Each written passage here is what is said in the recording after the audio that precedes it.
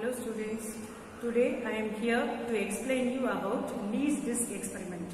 This experiment is used to find out thermal conductivity of a bad conductor. See, we are going to use a cardboard. For this bad conductor, we are going to find out what is the thermal conductivity. So this is the entire arrangement for the least disk. So we have here hot plate where we are heating water here, and the steam is passed via this, and this is the steam chamber, and below that we have a disc. In between the steam chamber and the disc we are placing this cardboard here. So this is a sample, and one cardboard I already placed here, so here the bad conductor is there. So now the temperature from the steam chamber passes via the steam chamber will be heated here, and from this heat will be conducted to the disc which is hanging here. You can see here. So in between that we are having a bad conductor. So exactly the same amount of temperature will not be transferred because we are having a bad conductor here. So to begin with, this is the arrangement. So the simple arrangement, this entire arrangement is known as the least disk arrangement for finding thermal conductivity of a bad conductor. So for this, to start with, I started heating the heat plate where the water gets heated and the steam will be passing via the steam chamber. Now I have to note down the steady state temperature of the steam chamber, and as well as we are going to find out the steady state temperature of the disc which is hanging. Okay, so the heat will be passing through the bad conductor, then it will be passing through the disc below. So via this bad conductor the heat will be transferred. So what happens, and first you will find out what is the steady state temperature. For that I am inserting one thermometer in the steam chamber. So a hole will be provided. So via that I am inserting a thermometer in the steam chamber, and one thermometer I am inserting in the disc. So a hole is provided here also, a provision is there for holding the thermometer here. So via that I am inserting, and we will be just waiting till it reaches a steady state temperature. In the meanwhile, we are going to find out what is the diameter of the disc, and the same type of disc is given here as a sample. This disc only is hanging here. For this disc, over which we have placed the cardboard like this, over which the steam chamber is placed. Okay. Now we are going to find out what is the thickness of this cardboard, and we are going to find out what is the thickness of this disc, and we are going to find out what is the diameter of this disc. Okay. So for finding that we will be using a vernier calipers. This is a vernier calipers. For finding the diameter of the disc, we will be using vernier calipers here. So we can place vernier calipers in this way for finding out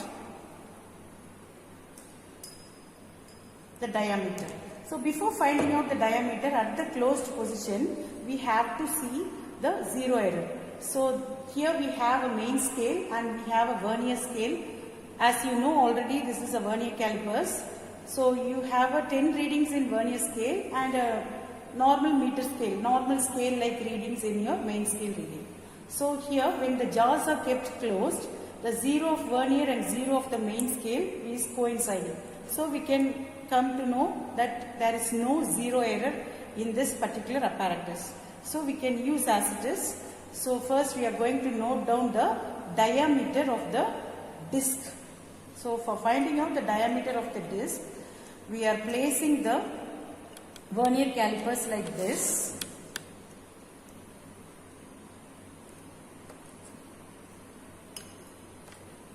Okay, so we are going to find out what is the exact. So we have measured it, and we can see it is about 10.9 is the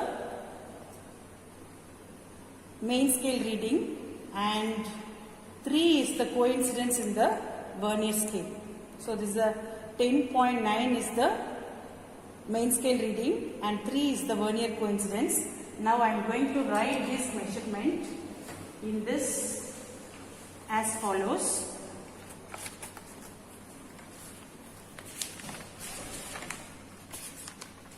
So we are having a tabular column for finding diameter of the least disc using vernier calipers, where the least count is given as 0.01 and here there is no error. So my main scale reading I have noted it as 10.9 and my vernier scale reading is 3.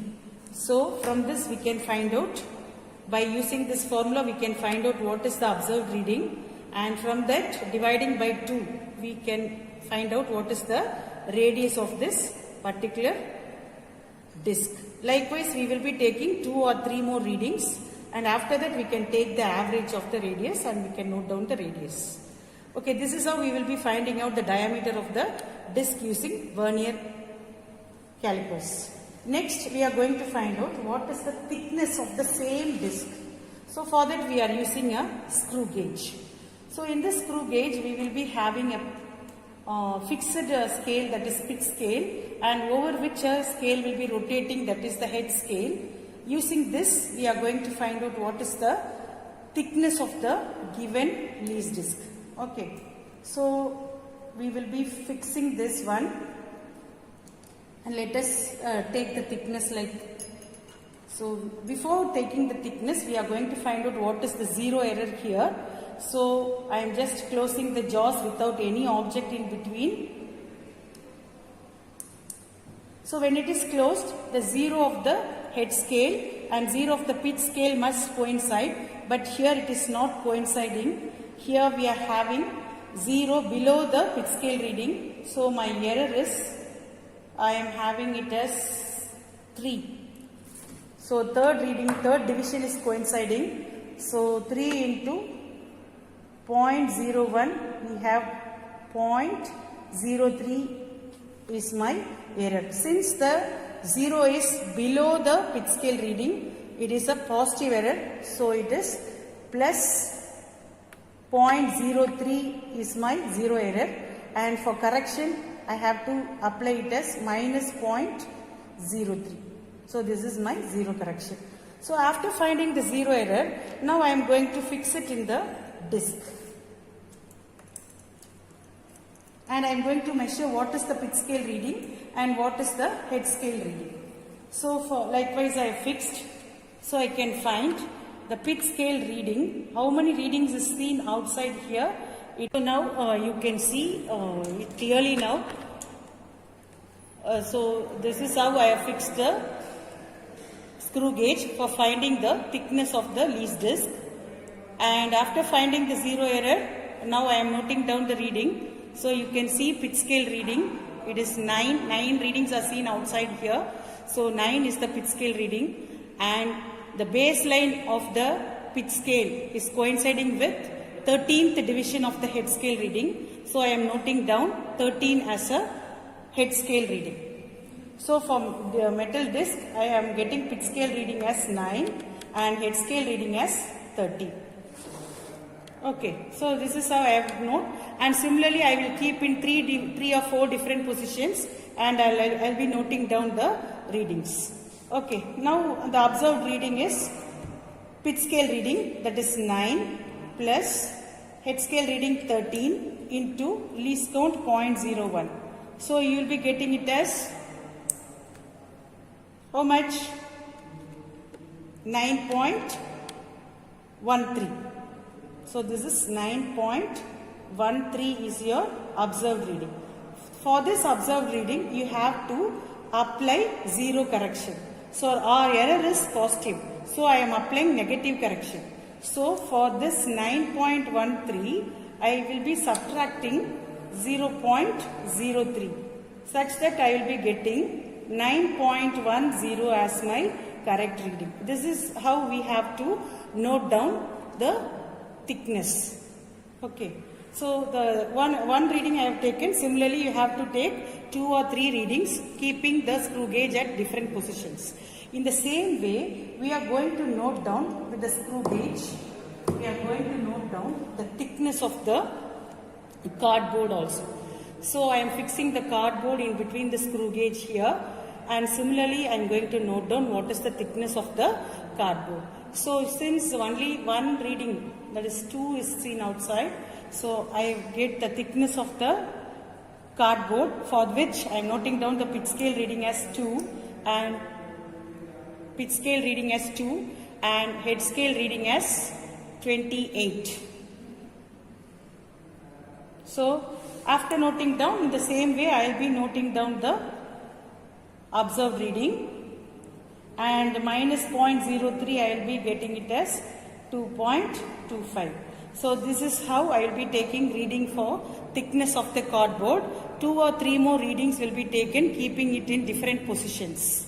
And this is how we will be finding out the thickness of the cardboard using screw gauge. So totally we have found out diameter of the least disc using vernier calipers, thickness of the least disc and cardboard using screw gauge. Okay, now let us see whether our apparatus has reached the steady state. So come, we can note down what is the steady state reading we have obtained. Okay, now let us see. Our apparatus has reached the steady state. The steady state temperature means the temperature will be going on rising. After one particular temperature, it stops rising because it becomes saturated, and after that it will not rise. So that particular temperature where it stops rising is known as steady state temperature. So for steam chamber, because it is a boiling point of water, it will be nearly 100. So I am getting around 98. So here in this thermometer inserted to the steam chamber, I am getting 98 as the steady state temperature, and for this I am getting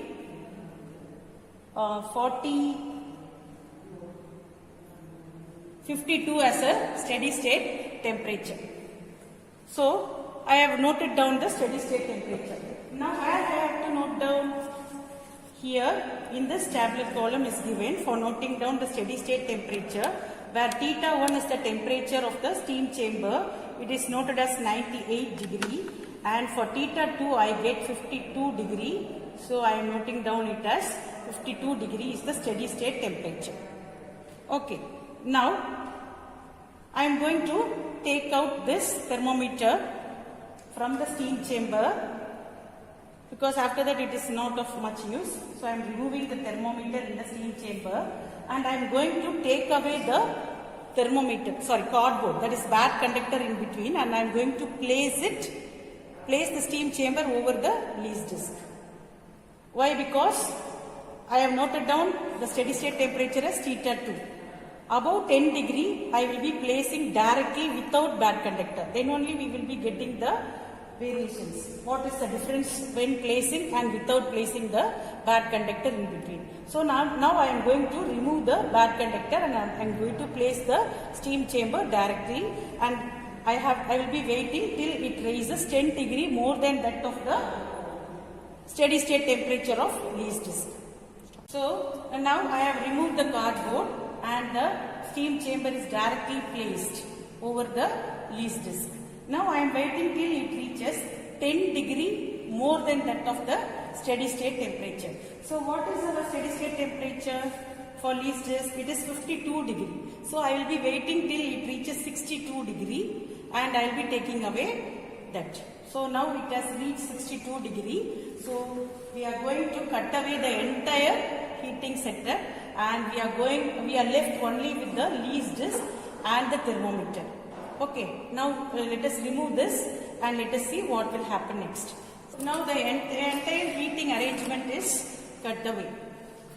So we are left only with the least disc and the thermometer, for which we are going to note down the time temperature reading.